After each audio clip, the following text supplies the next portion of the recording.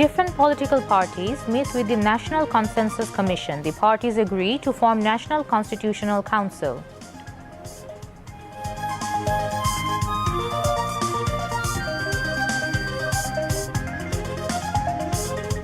SSF will successfully carry out its entrusted responsibilities, maintaining public relations and security, urges the chief advisor at the Security Forces founding anniversary. Labour law to be amended by the end of the year. Interest of the owners and the workers will get priority, informs Labour advisor.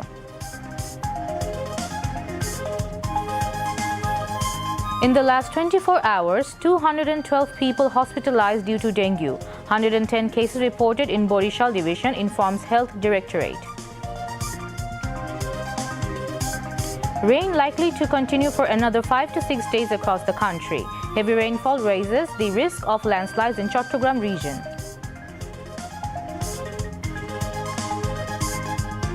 Iran will not bow down to any condition of United States. War against Israel will continue, says Iran's supreme religious leader Ayatollah Ali Khamenei in address to the nation.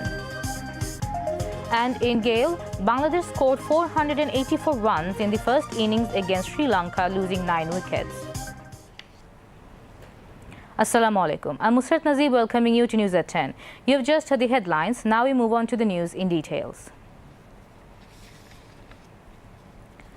Vice Chairman of National Consensus Commission, Dr. Ali Riaz, said the political parties have agreed to form National Constitutional Council, although there are differences of opinion among a couple of parties on the issue. He made the remark at the press briefing following the third meeting of the second round talk with political parties.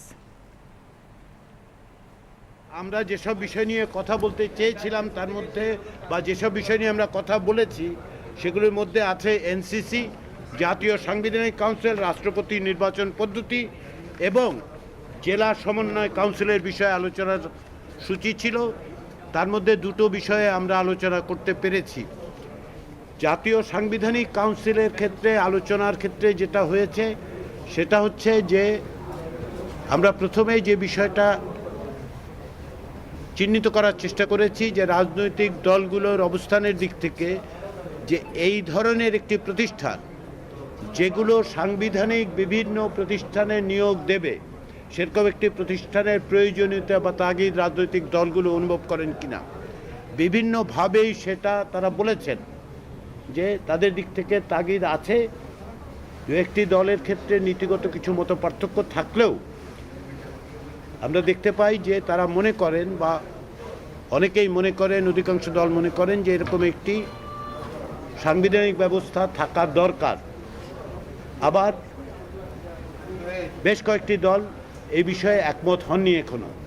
কিন্তু আমরা প্রথমেই এনসিসির কাঠামোর চেয়েও গুরুত্ব দিয়ে বিবেচনা করছি যে এই ধরনের একটা প্রাতিষ্ঠানিক ব্যবস্থা, সেটার নাম সংবিধান সংস্কার কমিশন প্রস্তাব করেছে এনসিসি, ন্যাশনাল কনস্টিটিউশনাল কাউন্সিল। কেউ কেউ বলছেন যে নামেরও পরিবর্তনের কথা বিবেচনা করা যায়। লক্ষ্য অর্জনের জন্য নাম কোনো বিষয় হবে না। রাষ্ট্রপতি নির্বাচনের ক্ষেত্রে দুটো প্রস্তাব আছে, একটি সংবিধান সংস্কার কমিশনের পক্ষ থেকে, একটি নির্বাচন ব্যবস্থা সংস্কার কমিশনের পক্ষ থেকে। দুটোর ক্ষেত্রে সবচেয়ে বড় জিনিস সেটা হচ্ছে যে দুটো সংস্কার কমিশন একটা ইলেকটোরাল কলেজ পদ্ধতি চালু করার কথা বলেছেন। দুটার কাঠামো একটু ভিন্ন হলেও এই ব্যাপারে দুটো সংস্কার কমিশনের প্রস্তাব সুনির্দিষ্ট। এই আলোচনায় দুটো বিষয় উত্থাপিত হয়েছে। প্রথমত যে রাষ্ট্রপতির এখন যে ক্ষমতা আছে সেটা বহাল থাকলেও তাকে নির্বাচন করার পদ্ধতি পরিবর্তন করার দরকার আছে কিনা। দ্বিতীয়ত হাতে আরও ক্ষমতা দেয়া বা ক্ষমতার ভারসাম্যর জন্য রাষ্ট্রপতির ক্ষমতার বিষয়টা আমাদের বিবেচনা করা উচিত কিনা। দুটো বিষয়ে আলোচনা হয়েছে, আলোচনা অব্যাহত থাকবে। The third day of the second round of meetings between political parties and the National Consensus Commission was held today. The discussions were taking place at the Doel Hall of the Foreign Service Academy in the capital. Although Jamaat-e-Islami did not participate yesterday, they have joined today's discussions. Other participating political parties include the BNP, NCP, Islami Andolon, Nagorik Oikko, CPB, AB Party, Revolutionary Workers Party, Gono Odhikar Porishod and Gono Songoti Andolon, among others. Today's agenda with the political parties includes concluding previously unfinished discussions and deliberations on the proposed National Constitutional Council (NCC) and the presidential election. Vice Chairman of the National Consensus Commission, Professor Ali Riaz, and members Abdul Muid Chaudhry, Safar Raj Hussain, Bodiul Alam Mojumdar and Iftekhar Zaman were present at the meeting. Chief Advisor Professor Mohammad Yunus has asked the Special Security Force SSF to work with professionalism, staying above political ideologies. He made the call while speaking on the occasion of the SSF 39th founding anniversary at the Chief Advisor's office today. Professor Yunus said for the sake of security, the SSF has to impose various restrictions which often cause public inconvenience. He instructed the SSF personnel to reduce public sufferings as much as possible. The chief advisor said despite various limitations, the SSF is providing security properly. He hoped that the force would regularly review various types of security threats and take necessary measures to deal with those. Noting that the Special Security Force has to rely on various law enforcement agencies, Army, PGR, the intelligence agencies to ensure overall security, the Chief Advisor suggested the SSF maintain good relations with all the forces and agencies and perform the responsibilities through close communication and coordination with those. Professor Yunus expressed his gratitude to the chiefs of all the services for the selecting and sending smart officers from the Army, Navy, Air Force, Police and Ansar to turn the SSF into a modern and professional force. SSF Director General Major General Mahbubus Samad Chaudhry spoke at the function.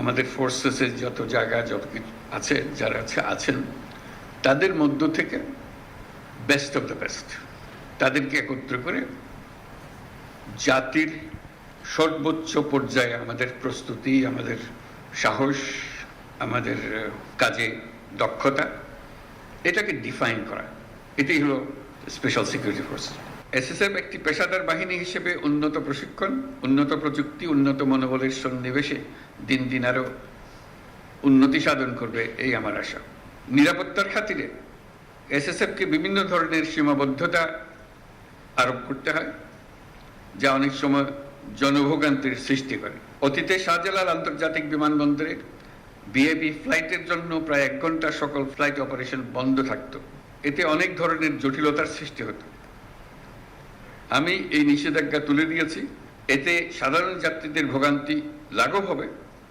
কিন্তু SSF এর দায়িত্ব বেড়ে যাবে আমি মনে করি জনবিচ্ছিন্ন না হয়ে বরং জনসংযোগ ও নিরাপত্তার মেলবন্ধনের মাধ্যমেই এসএসএফ তার উপর অর্পিত সকল দায়িত্ব সফলতার সঙ্গে পালন করে যাবে রাষ্ট্র ঘোষিত ভিআইপিদের নিরাপত্তা প্রদানে পেশাগত দক্ষতা অর্জনের পাশাপাশি চারিত্রিক দৃঢ়তা উন্নত শৃঙ্খলা সততা দায়িত্বশীলতা এবং মানবিক গুণাবলীর বিষয়সমূহ গুরুত্বের সাথে বিবেচনা করতে হবে এবং সকল ধরনের রাজনৈতিক মতাদর্শের ঊর্ধ্বে থেকে পেশাদারিত্বের সাথে কাজ করে যেতে হবে আমি বিশ্বাস করি সুযোগ্য নেতৃত্ব এবং সঠিক দিক নির্দেশনা এবং এই বাহিনীর প্রত্যেক সদস্যের পেশাদারিত্ব ও আন্তরিকতার মাধ্যমে এসএসএফ এর উত্তরোত্তর উন্নতি অব্যাহত থাকবে Chief Advisor Professor Mohammad Yunus has emphasized the imperative of safeguarding national ecosystems during the execution of the development projects.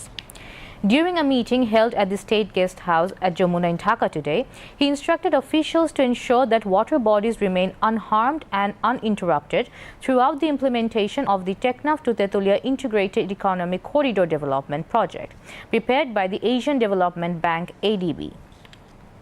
The meeting featured presentations by ADB Country Director for Bangladesh, Ho Yoon-jong, and officials from the Economic Relations Division's ERD, who detailed the vision, strategy and implementation process of the corridor project. Among others, Road Transport and Bridges Advisor Mohammad Fozul Kabir Khan, Chief Advisor Special Envoy on International Affairs Lutfi Siddiqui, Principal Coordinator for Sustainable Development Goals SDGs Affairs Lamia Murshid, and Principal Secretary Shirajuddin Mia were present on the occasion. Chief Advisor Professor Muhammad Yunus underscored three critical focus points for the project: preservation of water bodies, consideration of population distribution, and enhancement of international connectivity. He further stated that we are the children of nature. We don't want to destroy it, we want to live in it. To ensure environmental considerations are integral to the project, the Chief Advisor directed the team to include water experts and develop a comprehensive master plan. The Teknaf to Tetulia Integrated Economic Corridor Development Project represents a significant step towards sustainable infrastructure development in Bangladesh, balancing economic growth with ecological preservation. International Crimes Tribunal has ordered the arrest and imprisonment of Mohammad Sohail, former director of the Legal and Media Wing of the Rapid Action Battalion RAP, in the enforced disappearance case. The three-member bench headed by Tribunal Chairman Justice Ghulam Murtaza Mujumdar passed the order today. Later, while briefing journalists, prosecutor Ghazi M.H. Tamim said the date for the hearing of the enforced disappearance case has been set for September 15th. The full verdict of the High Court has been published in the case filed over the brutal massacre at the Holy Artisan Bakery in Gulshan nearly 9 years ago, sentencing 7 individuals to life imprisonment and compensation. The 229 pages full verdict was published on the Supreme Court's website on Tuesday. In the verdict delivered 6 years ago by the trial court, the 7 accused were sentenced to death. The 7 individuals sentenced to life imprisonment are Rakibul Hassan alias Regan, Mohammad Jahangir Hossain alias Rajiv Gandhi, Aslam Hossain alias Rash, Hadisur Rahman, Abdul Sabur Khan alias Sohel Mahfouz, Mamunur Rashin alias Ripon, and Shariful Islam Khalid. The brutal attack was carried out at the Holy Artisan Bakery in the capital's Gulshan on the night of 1st of July on 2016. Hostages, including both local and foreign guests, were taken and 22 people were killed by hacking and shooting. Labor law will be amended at the end of the current year, attaching priority of interest of both the owners and workers. Labor Advisor Brigadier General Retired Dr. M. Shakawat Hussain informed this at a press conference marking the World Day Against Child Labour 2025 at the Secretariat today. The advisor said there are 35 lakh child labourers in the country, and of them 10 lakh children are engaged in hazardous work. In this situation, the labour law will be amended within November next, said the advisor. Talking to the newsmen, he stated that hazardous child labour has come down to a large extent. According to the Bureau of Statistics, 45% of the country's total population are children. As per the Child Labour Survey 2022, there are 3.99 lakh children of the age ranging from 5 to 7 years. Earlier, Labour Advisor Brigadier General Retired Dr. M. Shakawat Hussain received a cheque of 6 crore 12 lakh taka given by Walton and another cheque of 2 crore 55 lakh taka provided by BSRM for the Bangladesh Shromik Kollan Foundation.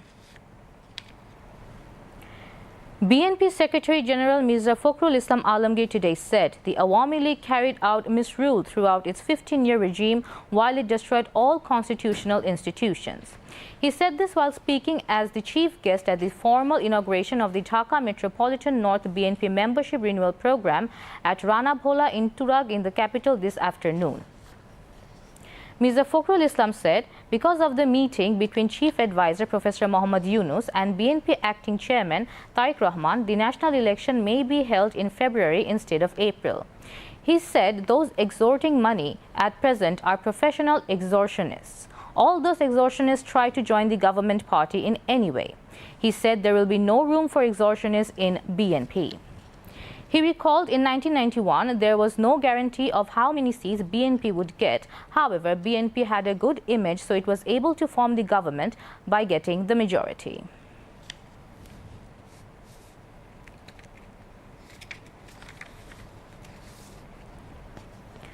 Anti-Corruption Commission ACC has filed a case against 2 former vice-chancellors of Begum Rokeya University, Rangpur, and 3 others for their alleged involvement in corruption in implementing a special development project.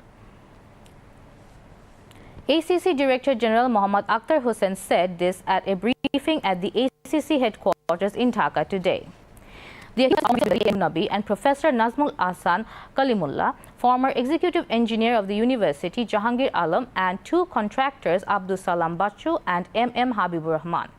According to the case description, the accused person in conveyance with each other signed an agreement of over Taka 30 crore, defying the approved development project proposal and changing the architectural design without the approval of the concerned ministry.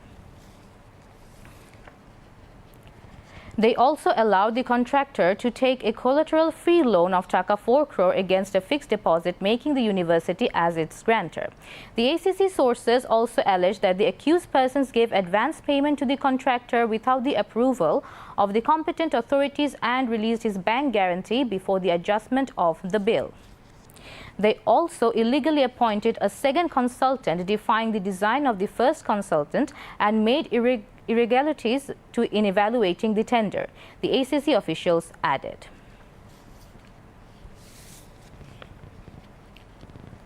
"212 more dengue patients were admitted to different hospitals across the country during the past 24 hours. A press release of the Directorate General of the Health Services said as many as 110 dengue patients were hospitalized in Borishal and 23 hospitalized in Dhaka city, where 79 patients were admitted to hospitals across the country during the past 24 hours. Australia has assured to provide $2 million for the UNDP finance ballot project being implemented by the EC ahead of the upcoming election. An agreement to this effect was signed at Agargaon Election Bhavan in the capital today. Chief Election Commissioner AMM Nasir Uddin, UNDP resident representative Stephen Liller, and Australian High Commissioner to Bangladesh Susan Ryle were present at the time. After the meeting, Senior Election Commission, UNDP will provide $18.53 million assistance for the ballot project. Australian High Commissioner in Bangladesh, Susan Ryle, further said that the project will ensure transparency, increase participation and institutional reforms jointly with the help of the United Nations, UNDP, UNESCO and UN Women. Now, international news.